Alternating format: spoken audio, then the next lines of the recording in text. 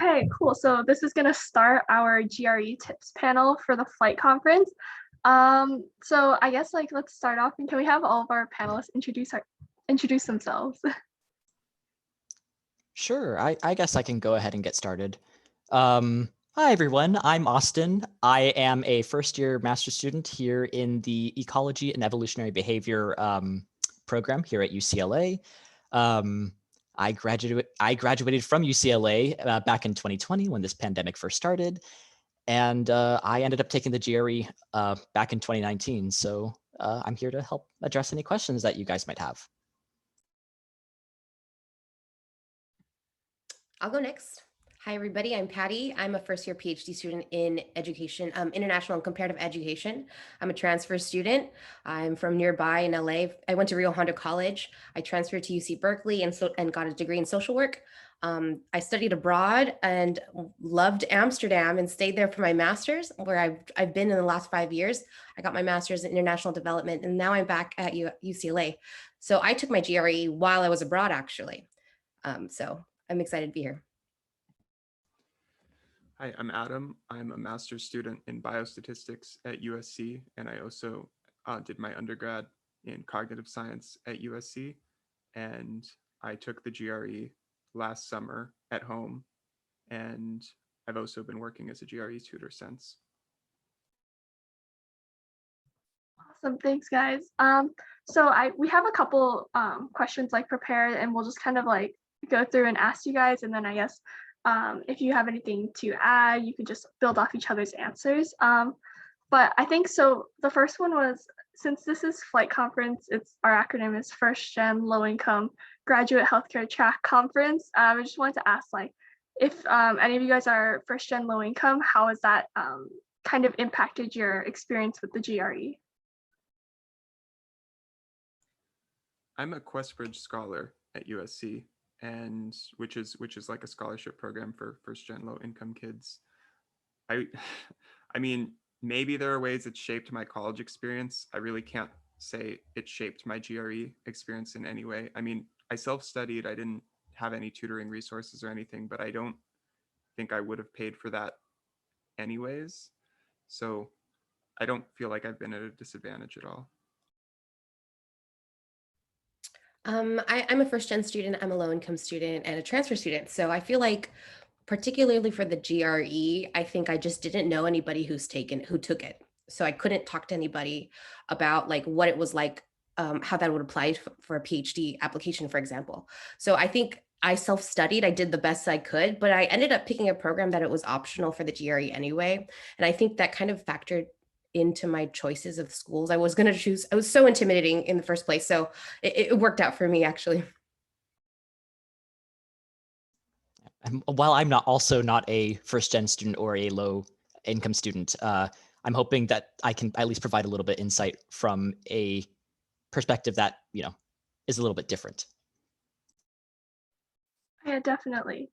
And then so kind of leading off of what Patty said, Patty mentioned for her it was optional.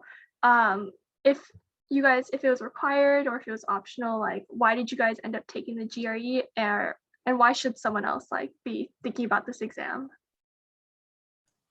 In my case, it was also optional, but I did well on it, so I figured it could only strengthen my application. And another thing Patty said about knowing people who've taken the GRE, I don't think I knew anyone either, but there's so many resources online, so I felt like I was able to just look up all my questions, and that was good enough for me. Yeah, similar to what Adam and Patty mentioned. For my program as well, the GRE was completely optional, and it would a good score would only further strengthen my application. I maybe knew one mentor who took the GRE. However, they didn't really provide me any advice other than study hard as a general vague kind of direction of where to go. So that's just my experience with, prior knowledge for the GRE. And although my GRE was optional, it was also because the fact I had a master's already. So I I weighed those decisions with the admissions, UCLA's admissions board, and I asked them like, what does this mean that I have a master's? Does it weigh more if I do well on the GRE? So then they let me know that with a master's, the GRE would have less emphasis in my application, versus if I didn't have a master's, it would have weighed more.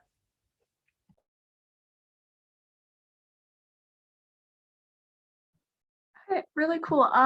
So another question we have is like, what are some of the first steps that people should take if they are interested or if they're required in taking the GRE? Like, what should be the first thing that they kind of start looking to? So the very first thing might be, should you even take it? Because as we were just mentioning, there's a lot of optional programs and it's becoming more and more common to not require the GRE or standardized tests in general. But assuming you've decided it's worthwhile to take it, I'm not sure this is the best advice, but for me, I took a practice test before I even knew what I was doing. And I feel like that was actually very helpful because it gave me an idea of what I'm actually studying for and what specifically I performed weakest on. Because, I could have picked up a test book before I'd ever taken a real practice test and decided to start studying. But I feel like then I wouldn't know what areas I needed to focus on most and what areas I was already comfortable with. So taking a practice test right away, I think will gauge your ability. Plus, if you take a first practice test and you bomb it, like maybe then you do want to apply to optional programs. Yeah, I also took a GRE practice test before I really got invested into a study book or any study applications. Um, One thing that I found worked really well for me was that and I'm not sure if Adam or Patty have also practiced with this, but I believe there was an app on my phone called Magoosh that had access to flashcards or example math equations or math problems that we would find on the GRE that I just incrementally did every day, maybe just on the bus as I was commuting to campus. I found it was a really useful, like 30 minutes of my time each day to and from campus to just go over these different problems and get just a good amount of practice for the exam. I did the same thing actually, Austin.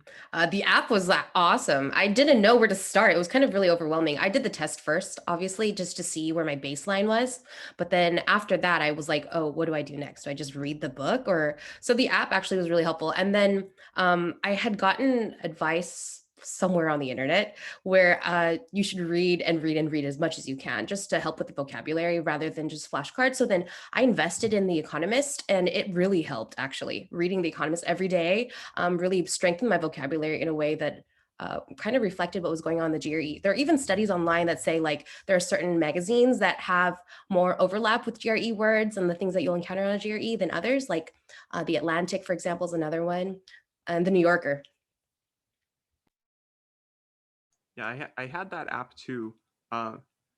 It's funny that you guys are raving about it. I didn't get too much out of it. That's not to say anyone shouldn't try it, especially since it worked for you too.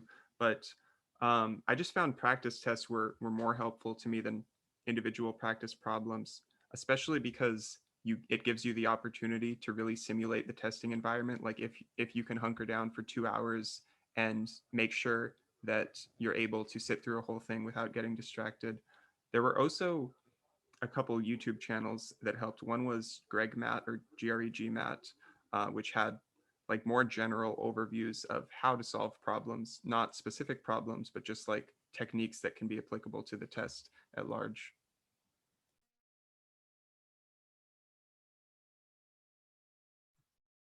Nice. I feel like there was a lot of really good like niche resources that you guys all kind of brought up there, like the flashcards and like reading and YouTube channels. That's really cool.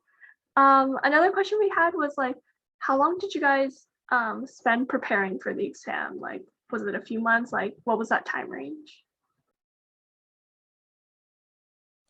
So I took my first practice test the fall of my sophomore year just because I was thinking about grad school early, but then I didn't really think much of it again. And USC offered like a free practice test every semester. So I just took the free one every semester, but I really didn't start studying until a month or two before my actual exam.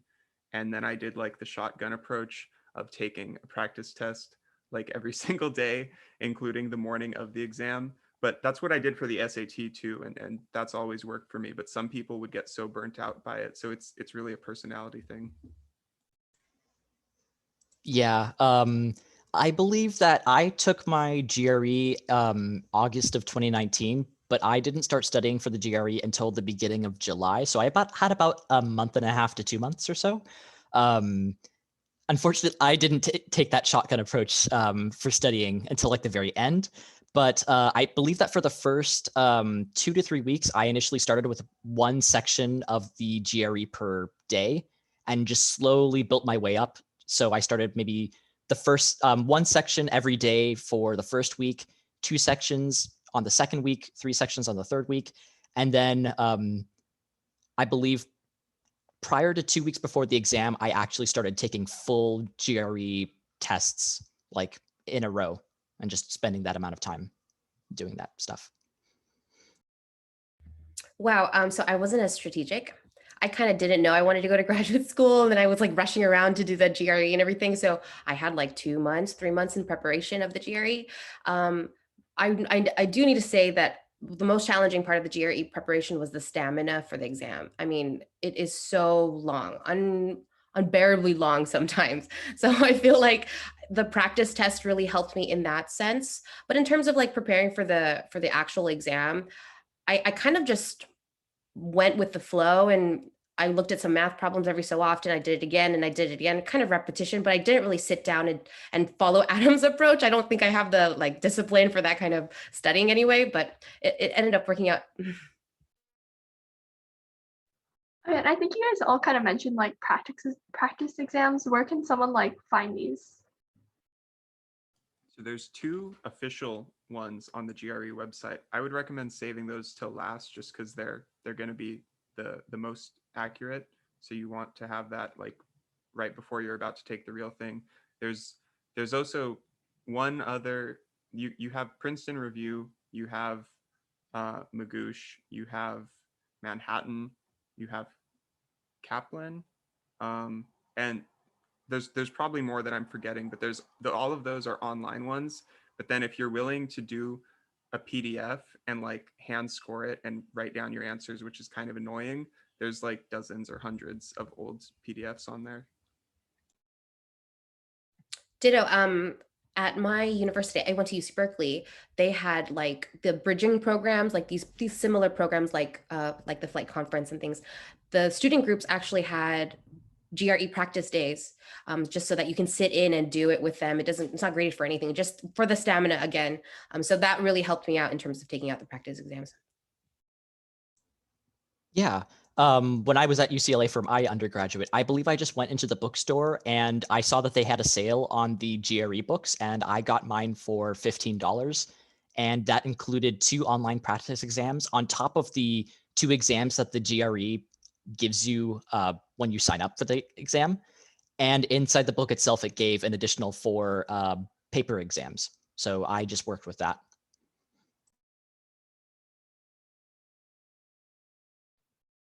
Nice. That's like a ton of places that like people can definitely go check out. Like as you guys said, there's like hundreds. It's kind of everywhere. You just have to find them, it seems like. And I guess kind of moving on from like the preparation. So what is the exam structure like? Because I'm personally a first year, like I haven't even begun to think about that. So can you kind of like break down what even is this test like? It's like a harder version of the SAT if you took that. So the SAT has like a reading section and a math section, or an English section and a math section. GRE calls it quantitative for math and verbal for English. And it's very similar. Like the math is harder than SAT math, obviously, but it's still all through pre-calc, so it doesn't ask you about calculus. The verbal section is also just like a harder version of SAT English. You have two uh, 2 math and 2 English sections, plus a 5th random one that isn't scored, and that's called the experimental section. So you'll take 5 different sections total, and then there's also a writing section where you do 2 essays. And each section is timed. And I feel like that is the most stressful part about it, because if, for example, I was struggling with one of the math questions in one of the sections, and it took up all my time. So then, because it's computerized, it just closes. So then, if you don't like manage your time well, or like skip it, make the choice to skip it, then you lose out on all those points. So then that part of the strategizing the test is actually very, very important. Right, so there's 20 questions for each section, and the verbal sections have 30 minutes, and the quant sections have 35 minutes each. Yeah, and Adam or Patty, correct me if I'm wrong about this one, but I believe that the sections are also adaptive. So the better that you do in the first verbal or the first quantitative section is going to set the tone for the next verbal or quantitative section. So if you perform really well in these early sections, you're likely to see questions in later sections that are a little bit more difficult, perhaps. Yeah, that's correct, but I'm a bit pessimistic about that, because from what I remember, it's adaptive in the sense that there's like easy, medium, hard.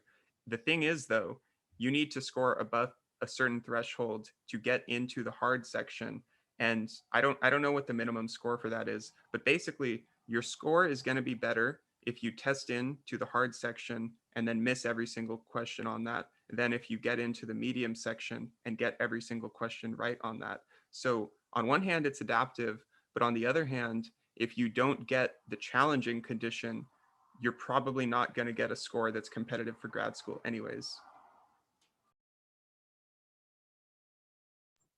Wait, so just a question off of that, like you mentioned like sometimes you can get like PDFs of tests like when people are practicing and like you would score it yourself, but since when you're taking a practice like that and it's not adaptive, would it kind of, is that a good way to gauge what you would get on the real test day?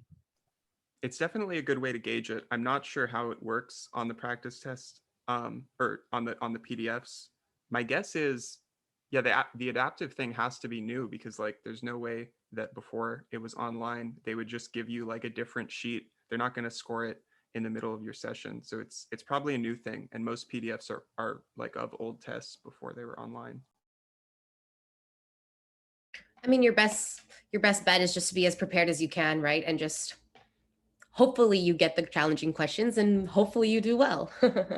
Yeah, in some test books where they have their own tests, they'll like mark how difficult each problem is supposed to be. So you'll just get an assortment of them. So when you're doing your scoring, some of them will show like you missed this one, but this was marked as a challenging question, and like most people miss this one, or something like that.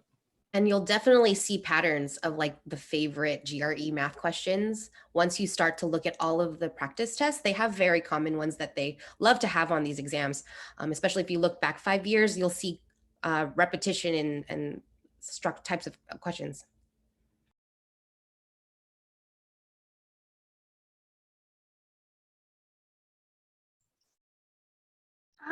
Oh yeah, just another question. Like I think Patty, like you mentioned, like it's a really long exam, but like what is that time frame for like? Because I think Adam mentioned like each section was like 30 to 35 minutes, right? So that's 2 hours and 10 minutes plus.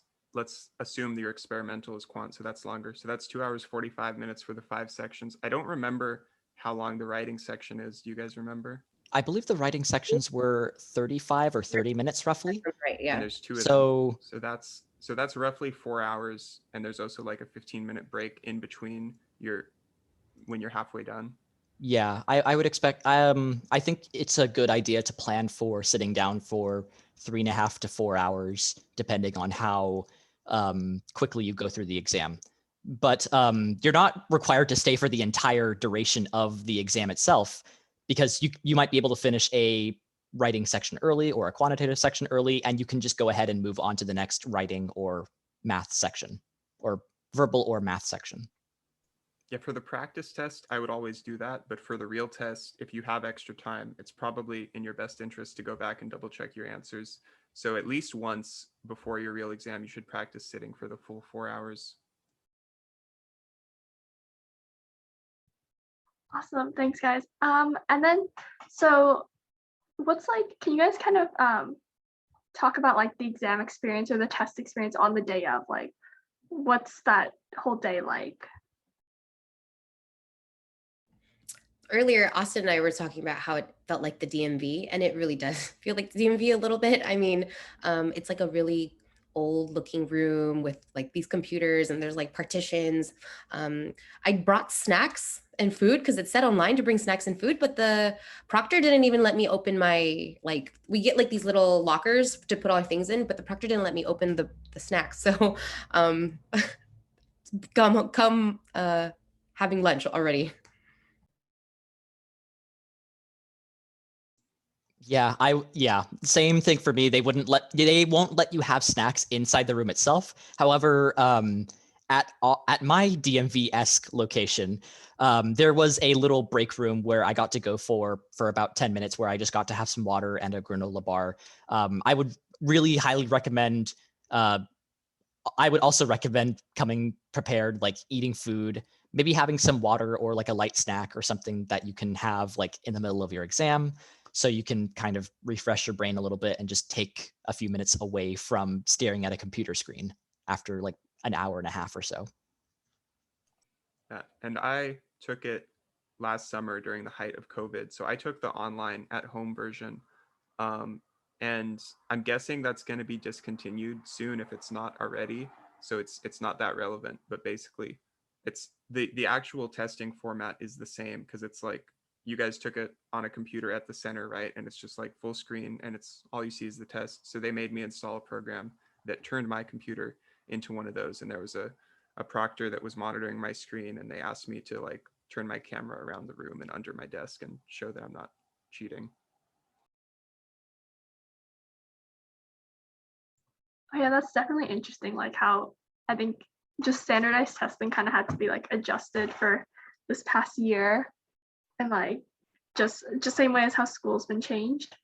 So yeah, you guys kind of gave the rundown on test day, but it's like snacks and stuff like, do you guys have any other tips on the preparation for that? Because we mentioned like before we started the recording that like preparing for the content is one thing, but kind of knowing what the experience like going in and taking the test is another thing. So do you guys have any tips about that?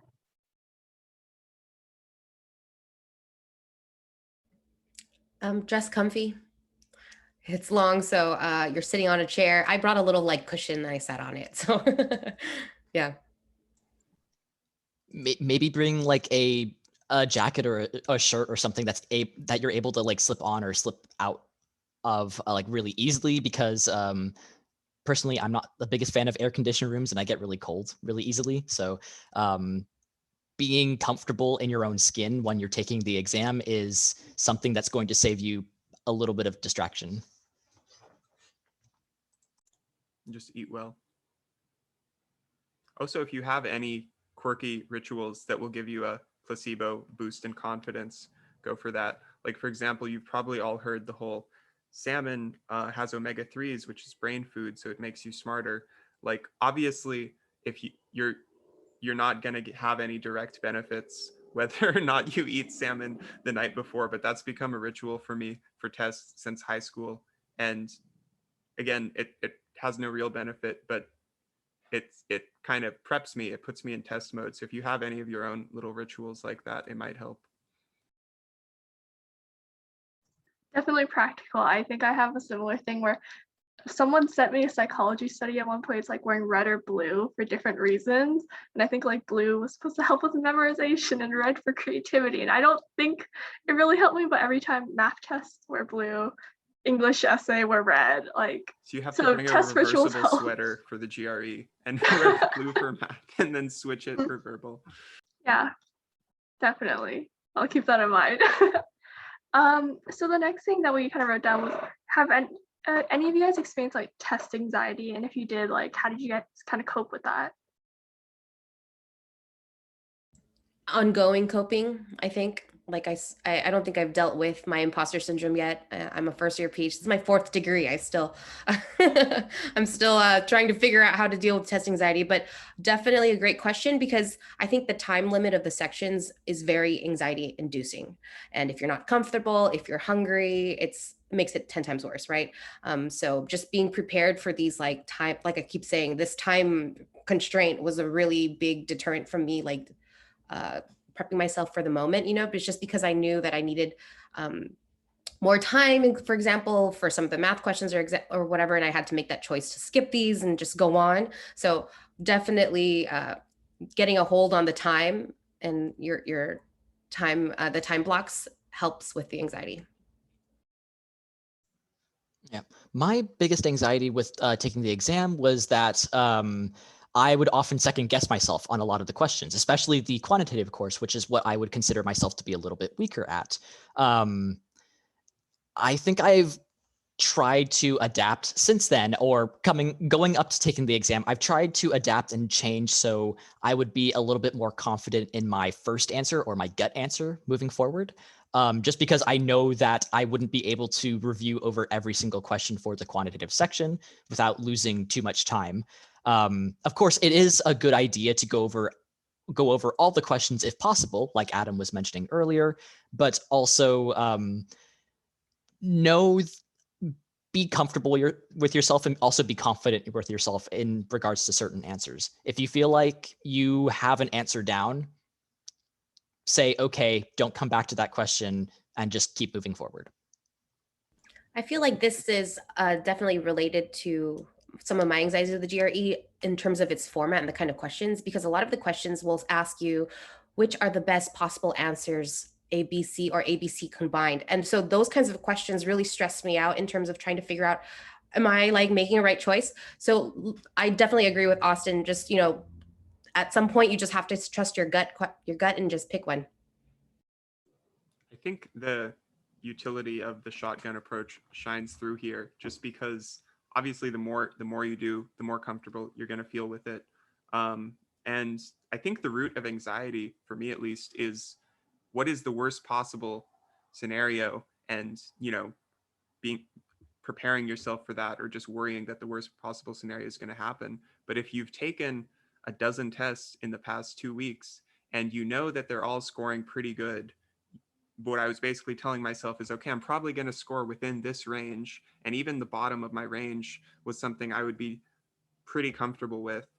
And so like I didn't score as high as my best practice test ever, but I scored near that.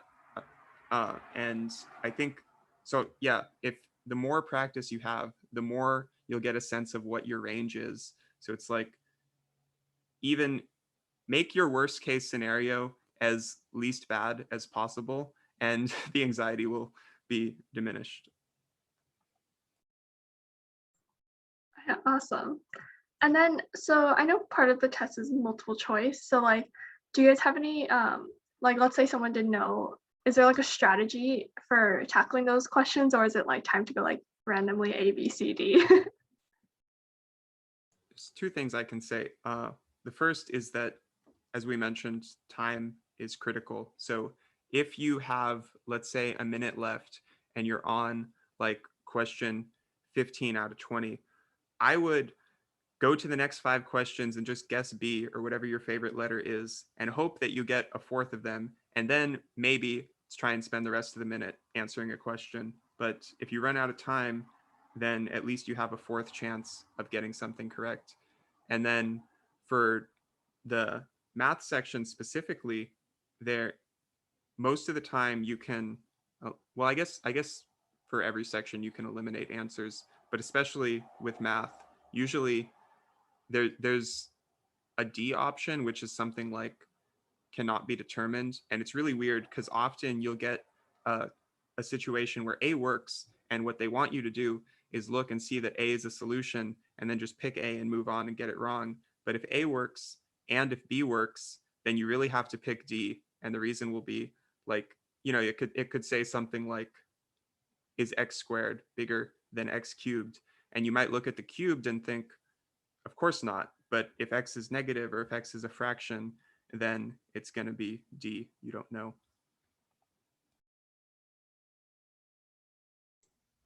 Yeah. I also, what Adam was mentioning, I like to do a 50-50 approach, or I at least like to eliminate some out of place or somewhat strange answers for the verbal section. That tends to be fine for the verbal section and everything, but for math, there are those kinds of questions where it's like, okay, option A could work, but option B could also work. So therefore, it's the fourth option, which is, you need more information or something like that. So you might need to adapt your strategy depending on which section of the exam you're currently facing or which one you tend to struggle with a little bit more. But there are multiple different approaches or multiple personal strategies that you can implement in order to approach the exam format and answering the questions in a more confident manner. Yeah, I agree. I mean, preparation is really your best tool here, right? When it comes to whether or not you're going to be relying on just B's for all the rest 10 questions or not. I tried to like read all the questions and then see what I can tackle quickly and then go from there. But then at one of the sections of I remember this during the time at the test, one of the sections I was like, oh crap, I only know like 2. So what do I do? So it works sometimes, works other times, but you just have to be confident in having to make those guesses, those confident guesses, at one point of the GRE. Yeah, and like kind of speaking of those like more difficult sections, did you guys have any challenges, sections or topics that were like specifically difficult for you? And like, how would you, if you could tell yourself earlier, like how would you tell yourself to prepare for those sections? I guess focus on your weakness, because I mean, if you're applying to a PhD in like some STEM field, you're probably going to do very good on quant without any studying. So you want to study a lot for verbal, and then opposite if you're like going into a humanities field. So in my case, I was going into a statistics program and I was already very comfortable with math. But the verbal, I had no idea what half the words meant, and I thought it was way harder than the SAT, but I was able to improve my score a lot compared to the first time I took it and had no idea what I was doing. I definitely agree with shoring up your weaknesses on the exam. Contrary to what Adam said, though, I actually struggled a little bit more with the quantitative quantitative sections rather than the verbal sections. Of course, don't neglect your strengths as well. Do make sure to at least build on top of them a little bit. So when it comes time to taking the exam or taking a practice exam or something like that, you are confident with your answers, but allocate a lot more of your time and your energy or your resources into studying for the topic or topics that you're less comfortable with. I have a very different opinion, I think. So I went into humanities, social science PhD. So I figured, oh, the writing, I could do that. I do that every day, right? No problem. I won't have to study. I actually struggled the most on the writing section just because, again, the time, it's a 30-minute block and then you're trying to support your argument and you only get the prompt there, right? You have 2 different kinds of prompts, one persuasive and I forget the other one, but there's 2 different kinds and you have a 30-minute block. So you have like 5 minutes to like make an outline and then 25 minutes to just crank it out. So then if you are not like prepared or like if you haven't been writing a persuasive essays and like in this very small time block, then it presented a challenge for me actually. Yeah, the writing sections are interesting because you can't really study for them. Even if you wanted to write essays on your own, you don't really have anyone to grade them by GRE standards. But I found there's 2 videos, one for each of the different writing topics on that YouTube channel I mentioned, Greg Matt, and that was my only studying for it. And surprisingly, I did even better on writing than I did on quant. So it's worth checking out, I think. Yeah, definitely. I've seen these online resources and they give you a formula actually how to answer these questions the most concisely and the most efficiently in that time period. Okay, good to know. And then like about like scoring the GRE, like I know some kind of standardized tests, like you get penalized if you get something wrong. Is this test like that, or is it do your best and like put an answer even if you're not sure? No, so no penalty. So like we said earlier, if you're running out of time, than just guess and hope that you get some of them right. Okay, got it. And then like, so let's say like someone didn't do too well their first time. Is there like a red flag of like too many times of taking it like to graduate admissions offices? Like, do you think there's a cap on like how many times you should be taking this exam? I don't know if there's a red flag from the perspective of admissions. I can't speak to that. But the other thing I would say is don't even sign up for it until you are happy with your practice test scores, even if it means doing like over a dozen practice tests. Uh, Especially since this is like a thing for fly students. You have to pay for the test. It's like $100, right? So you don't want to have to take it multiple times.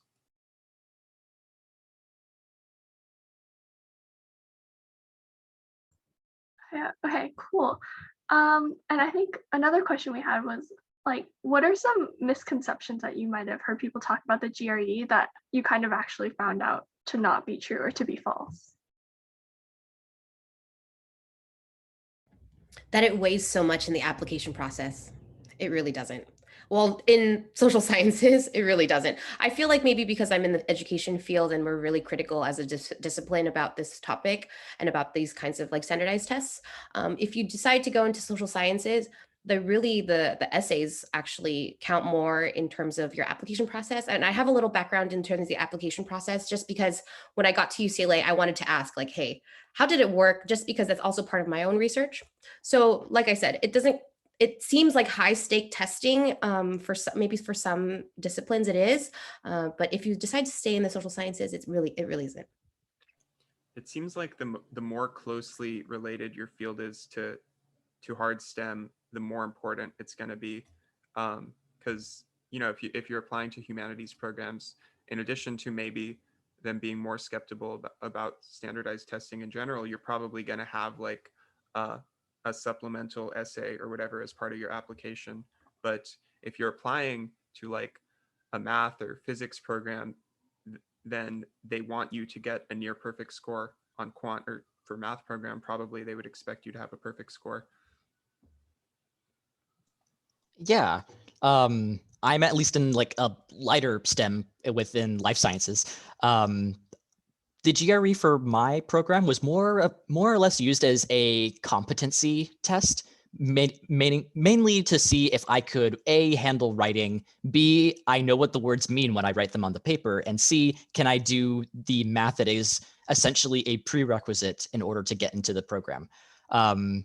I know that, like Adam was mentioning, if you're going into a hard math or a hard physics or hard, like basically a really hard STEM major, or like for like engineering or computer science, you might need to score really highly for your exam. And that's kind of the minimum bar that they will set. But in contrast, they might not care so much about your verbal score as much. So that's just something to keep in mind depending on which degree or program you want to apply for. Yeah, that's true. I also like what you said about competency, because it does seem like it's more of a threshold issue that they want to see that you're smart enough to perform at a certain level. So like it seems it's scored from 130 to 170. So 150 is average, 170 is perfect. And in general, it seems like most graduate programs want you to have at a 160 or better. And it's like, if you're in the 160s already, I'm not sure how much every point increase matters. But if you're in the 150s, and certainly if you're below average, that might harm you. Mm-hmm. And I think the point thresholds also the point thresholds vary depending on whether you're applying to a PhD program or to a master's program. For a PhD program, the threshold is going to be much higher for applicants, whereas the master's degree, probably not as high as the PhD programs. I do want to chime in that a GRE is not a measure of how smart you are. So I hope like that doesn't transcend too much for some people, that like it's a high stake kind of situation. I mean, the world is changing. A lot of the universities aren't even talking about it anymore. So maybe it's a discussion that you have with what makes sense for you and the university. And if that university, if they really require the GRE and that's like their benchmark, it's a conversation with yourself if this is the right program for me.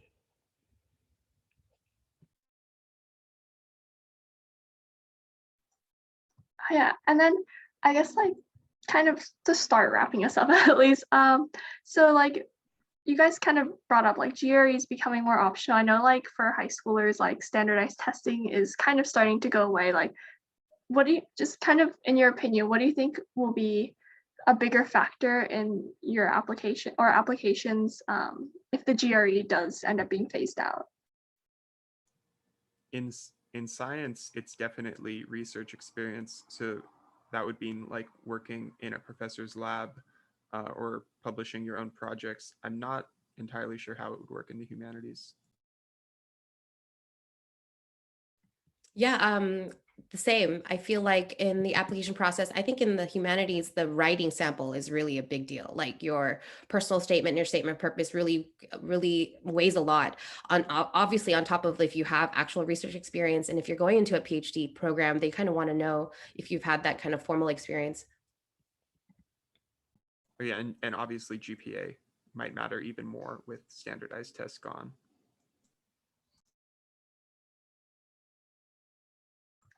Okay, noted. Yeah, I feel like it kind of seems like the trend that standardized testing seems to be being phased out.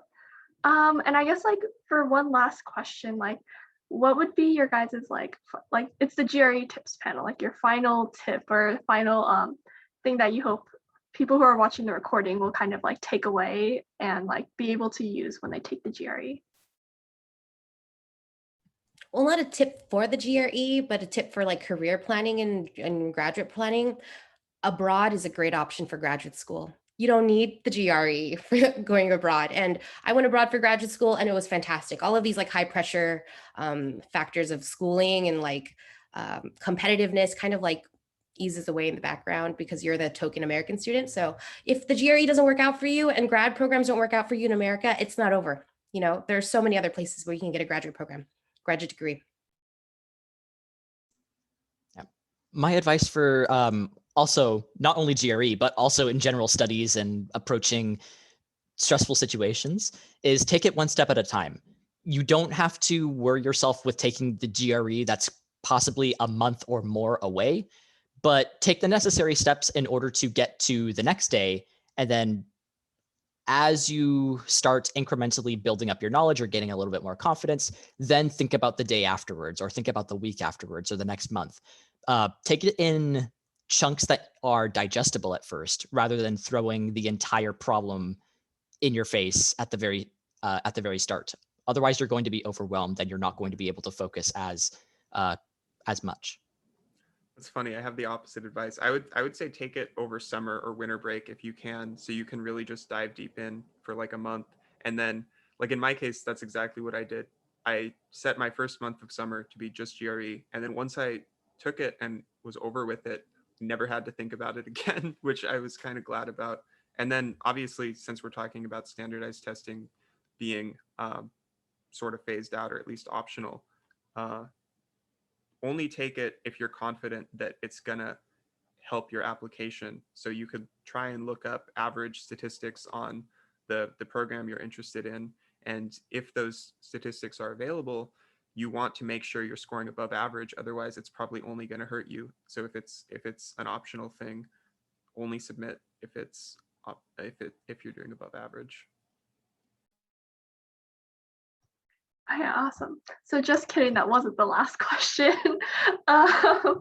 Just kind of not really GRE related, but like, why did you guys choose the grad program like that you did? And then, yeah, just kind of why did you choose that? I chose the program that I'm in because of familiarity with the faculty in the program. My current advisor has been someone that have been working with since 2018. So it seemed like a very easy and very natural step to continue working with them as a graduate student. In hindsight, I wish I had taken a little bit more time to explore potentially other options. Because while I do really enjoy the UCLA environment, I would have liked to have networked a little bit more, potentially to investigate possible PhD routes after my master's degree. And I would have saved a little bit of work that I'm currently doing right now when it comes to networking.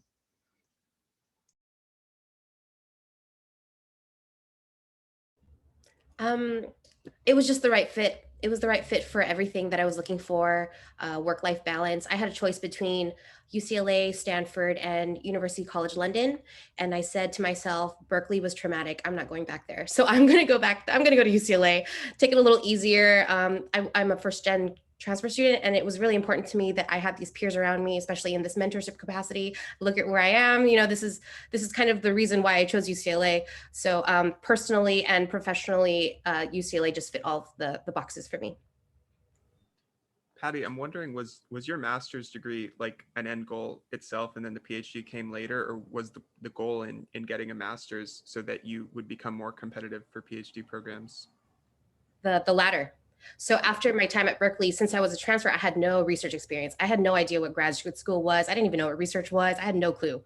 So I said, I'm going to go abroad. And I found out that in the Netherlands, at the University of Amsterdam, where I went, they have this special degree called a Master's of Research, which means it's like a pre-PhD degree, which is not available here in America. So I was able to get like this pre-PhD training, and it just like it was a perfect continuation for me to go into a PhD afterwards.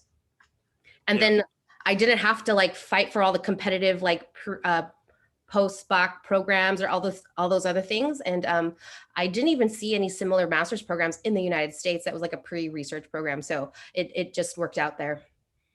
Mm-hmm. It's somewhat similar for me because I'm doing a master's in biostatistics and my undergrad is in cognitive science, but next fall I'm planning to apply to neuroscience PhD programs, which was my end goal the entire time. But this biostatistics program is giving me more statistics experience, obviously more research experience, and all of that is just going to make me more competitive for the end goal, which is a PhD. Yeah, well, I think that wraps us up. Thank you guys so much for that was really informative, especially as someone who did not I just knew the GRE was an exam that you take for grad school, but you guys really gave so many great resources and information. And then just since we are recording this, for anybody listening or watching back on the recording, I just want to say that you can email us at lssa.ucla@gmail.com with questions, or if you want the links to some of the resources mentioned, we could probably find that and then send it back to you guys.